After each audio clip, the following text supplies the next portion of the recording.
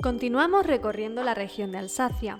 Una vez visitada su capital, es hora de conocer alguna de sus localizaciones más singulares como son Colmar, Eguisam, Kaiserberg, Riquewihr y Ribeauvillé.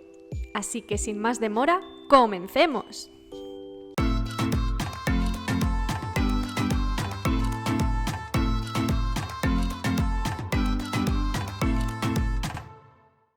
Nuestra primera parada es Colmar, un lugar de ensueño que se caracteriza por la gran afición de sus vecinos a decorar e iluminar las fachadas de sus viviendas en cualquier época del año. Pero es a finales de noviembre y durante todo el mes de diciembre cuando los alsacianos engalanan sus calles, fachadas y plazas ofreciendo a todos sus visitantes una Navidad inolvidable. Y precisamente por eso se trata de un lugar con un elevadísimo grado de masificación, tanto de día como de noche. En cuanto al alojamiento, Colmar es la mejor opción para sentar tu base, aunque la más cara. Tanto si vas en coche como en transporte público, desde aquí puedes visitar el resto de pueblecitos que hay alrededor y podrás disfrutar de una mayor oferta de ocio que en el resto. Sin embargo, si prefieres tranquilidad, huye de Colmar. Ahora sí, entremos a detallar los lugares que no te puedes perder. Comencemos por el plato fuerte, la Petite Venise. El lugar más sonado de la ciudad y también el más fotografiado, y no es para menos porque la imagen de las casitas de colores con entramados de madera alrededor de los canales son de auténtica postal. Este pequeño barrio recibe su nombre precisamente por la existencia de estos canales, que se crearon en su día para el riego de cultivo a las afueras de la ciudad, aunque poco a poco estos fueron quedando dentro del centro histórico. Es muy habitual ver barquitas recorriéndolos con turistas a bordo. Entre la Rue de Tanner y el Muelle de los Pescadores encontramos el Mercado Cubierto, el cual data del siglo XIX y simboliza la revolución industrial en Colmar. En la actualidad ha sido reformado y dentro se pueden encontrar toda clase de productos locales frescos. La Rue Turenne es otro de los puntos más fotografiados de la Petite Venise. Sobre el puente se pueden ver las casas a ambos lados del canal, una auténtica maravilla arquitectónica. Además encontrarás los típicos candados de enamorados colocados en las barandas del puente. Continuamos hacia la Plaza de las 6 Montañas Negras y vamos en busca de la fuente de Hosselmann, cosa que se complica en Navidad ya que el mercado que colocan a su alrededor dificulta su visión. Jean Hosselmann fue el preboste de Colmar y se considera un héroe local porque perdió la vida en el año 1262 mientras defendía victoriosamente Colmar y las libertades municipales contra las tropas y los deseos del obispo de Estrasburgo.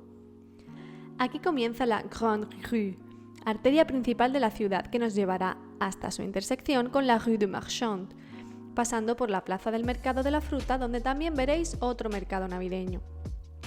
Esta intersección que acabo de mencionar, sobre todo de noche, es el punto más bonito, impresionante y encantador que he visto en toda la ruta por Alsacia.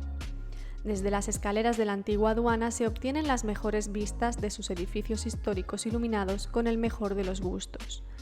Toda una experiencia que tienes que vivir. El edificio de la antigua aduana, también conocido como Coiffus, es un edificio gótico y renacentista de gran belleza. Actualmente alberga un restaurante y algunas exposiciones temporales. Si pasas bajo su arco, llegarás a la plaza de la antigua aduana. En ella también suelen poner un mercado navideño y como elemento destacado encontramos la fuente Schwendi, en honor al líder de guerra al servicio del emperador Maximiliano II entre 1564 y 1568, quien tras luchar contra los turcos en Hungría se dice que trajo la variedad de uva Tokay, dando lugar al nacimiento de la variedad de uva francesa, hoy denominada Pinot Gris. Seguimos caminando en dirección al parking que hay tras la plaza del antiguo hospital, donde tiene lugar otro mercado navideño, en el cual destaca su gran noria. Desde ella obtendrás impresionantes vistas de todo Colmar. En la intersección entre la Grande Rue y la Place de l'Ancienne Douane, veremos una casa rosada llamada Au Pèlerin, cuya decoración destaca entre el resto. Continuando por la Rue de Marchand o la calle de los comerciantes, encontramos la casa Pfister. Su origen se remonta al año 1537 y es considerada monumento histórico y primer ejemplo de arquitectura renacentista en Colmar. Muy cerca se encuentra la Plaza de la Catedral, presidida por la Colegiata de San Martín, la cual comenzó a construirse a mediados del siglo XIII y concluyó 100 años más tarde. Un incendio en el siglo XVI y la Revolución Industrial provocaron su destrucción y posteriormente tuvo que ser reconstruida. Otra iglesia a destacar es la de los dominicos, ubicada en la plaza homónima, en la cual también encontrarás un gran mercado navideño por todos sus alrededores, repleto de puestos de comida callejera.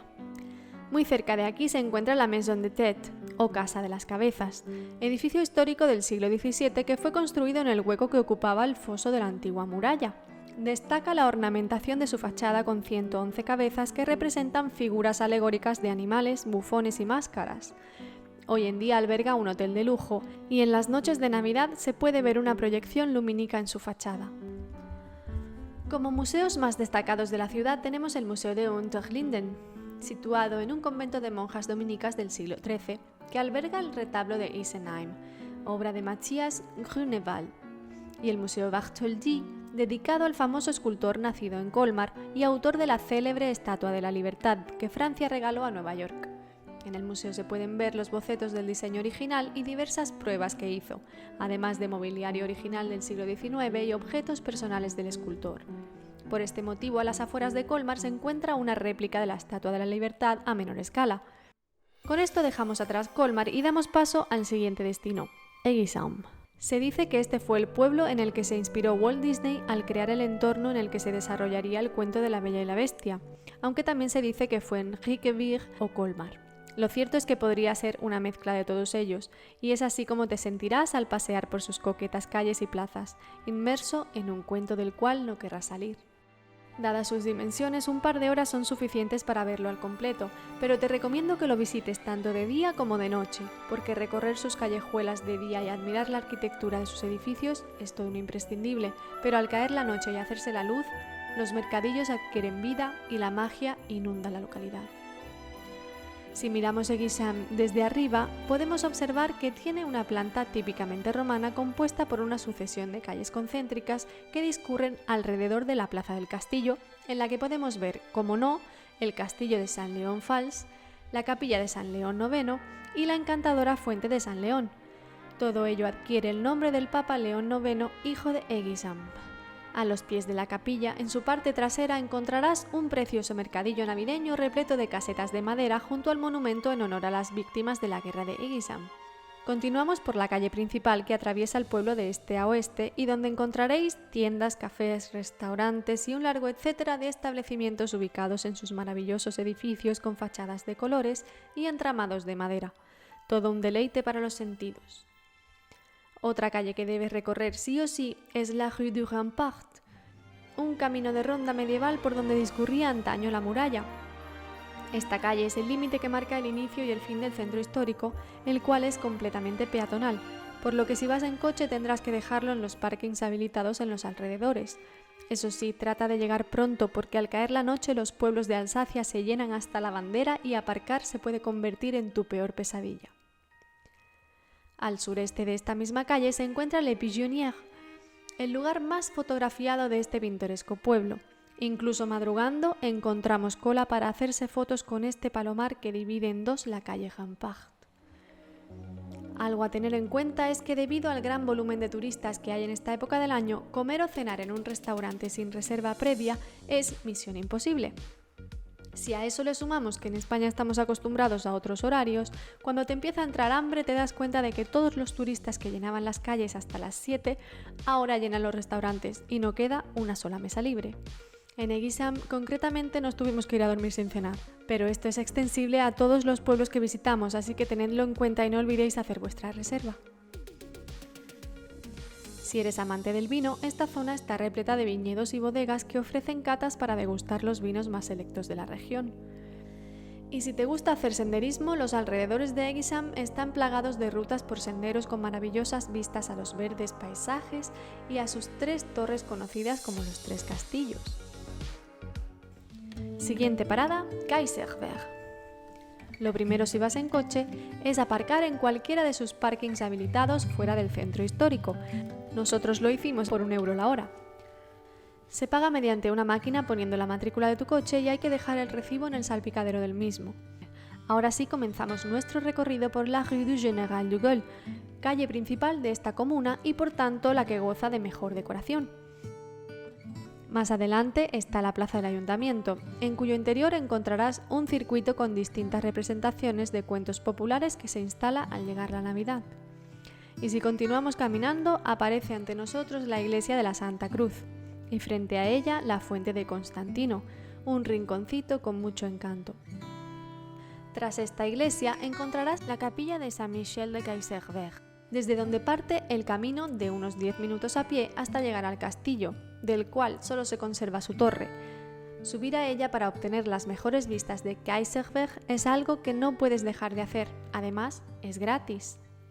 Al final de esta calle principal llegamos al puente más emblemático del lugar, el puente fortificado, a través del cual podemos cruzar el río Weiss. Sobre él y a lo largo de toda la ribera del río se obtienen fotos de auténtica postal, protagonizadas por las tradicionales casas alsacianas bordeando el río, un lugar romántico donde los haya. Como edificios más destacados tenemos la Maison Prix-Faller y la Maison Hersert. Ambas gozan de los calificativos de monumento y atracción turística respectivamente, pero sin duda los edificios más bonitos y mejor decorados, en mi opinión, están en la calle principal.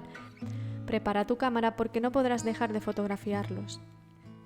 Aún así, te recomiendo recorrer también el resto de callejuelas que componen esta comuna que fue ciudad imperial libre hasta su anexión a Francia en el año 1648 y goza de todo su encanto.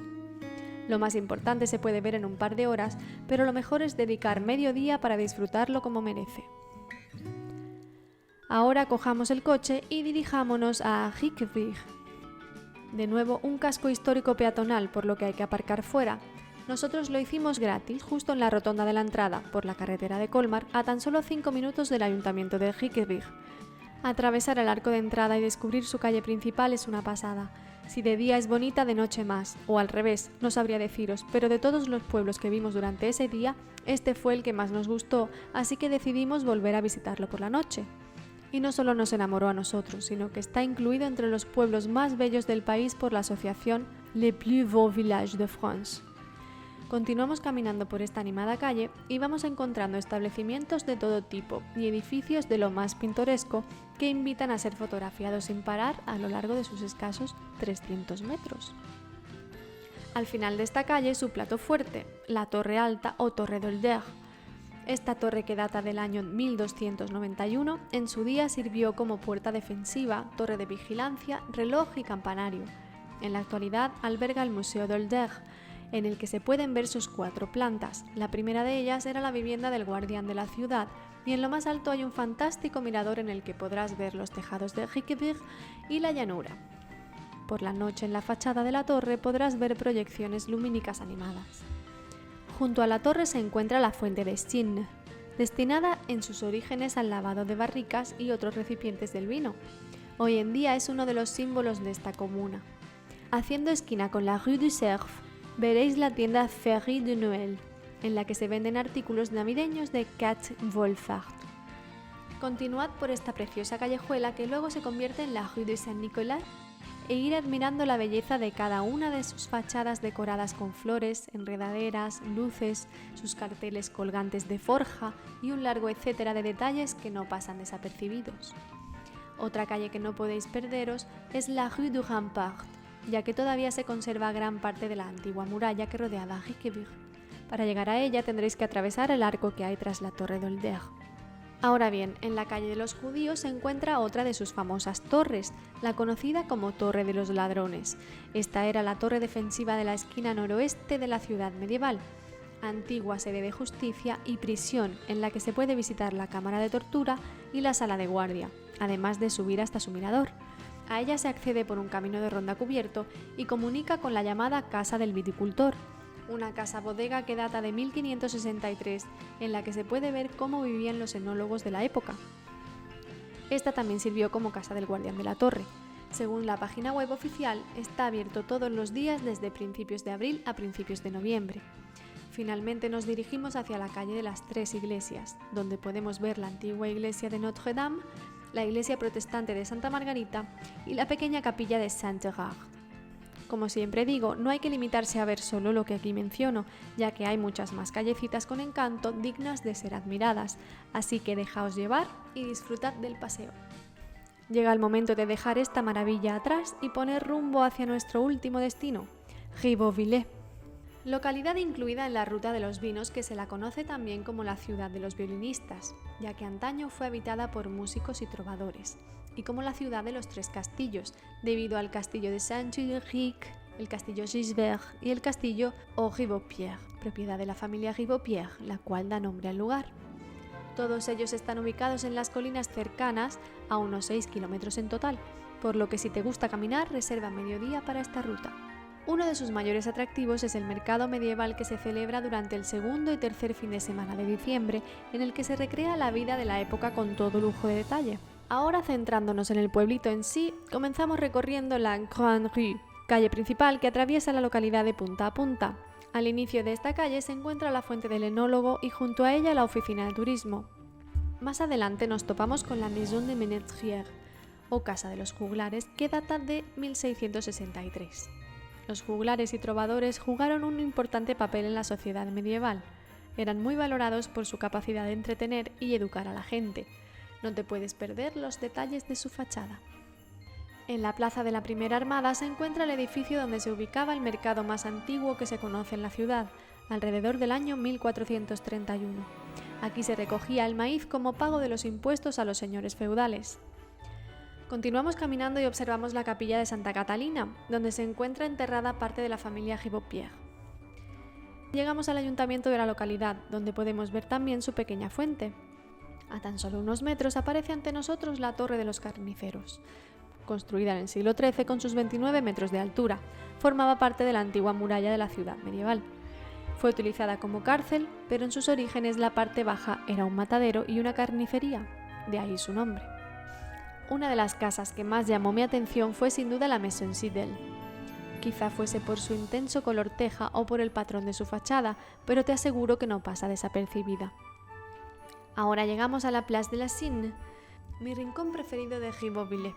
En la fuente central se calibraban las barricas de vino, y hoy en día la estatua sobre la fuente representa la industria de la ciudad y su agricultura. En la parte alta de la ciudad, otra plaza a destacar es la de la República. En ella se encontraba la puerta superior de la ciudad. Aquí también veremos una fuente cuya columna central se trajo de la anterior plaza. Lo que más embellece esta zona es el pequeño canal que discurre junto a las casas de colores, una preciosidad. Pues bien, ya hemos llegado al final de nuestra ruta por los pueblos más bonitos de Alsacia. Editando este vídeo he revivido todo mi viaje y las sensaciones tan bonitas que me despertaron estos mágicos lugares. Espero haberoslo contagiado y sobre todo haberos ayudado a organizar vuestro viaje. Si os ha gustado, no olvidéis compartirlo con todo aquel a quien pueda interesar y comentar vuestra experiencia o vuestras dudas y trataré de resolverlas. Gracias por seguir a mi lado día a día. Yo me despido por hoy y os espero en el próximo destino. Sigue viajando conmigo, suscríbete y no olvides activar la campanita.